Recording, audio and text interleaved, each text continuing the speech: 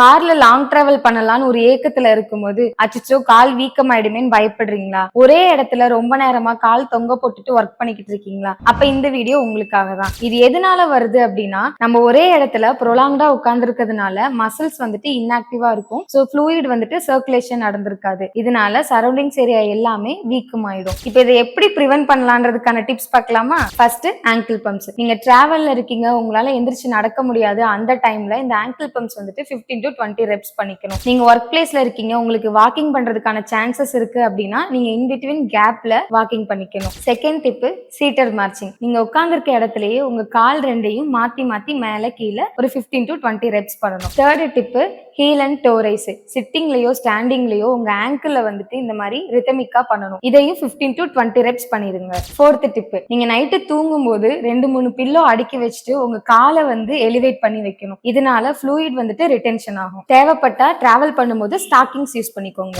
இந்த டிப்ஸ் எல்லாத்தையுமே ரெகுலரா ஃபாலோ பண்ணீங்கன்னா உங்க லாங் டிராவல கால் வீக்கம் இல்லாம ஜாலியா என்ஜாய் பண்ணலாம். உங்களால் நான், உங்களுக்காகவே நான், எனக்கு எல்லாமே நீங்கள்தான்.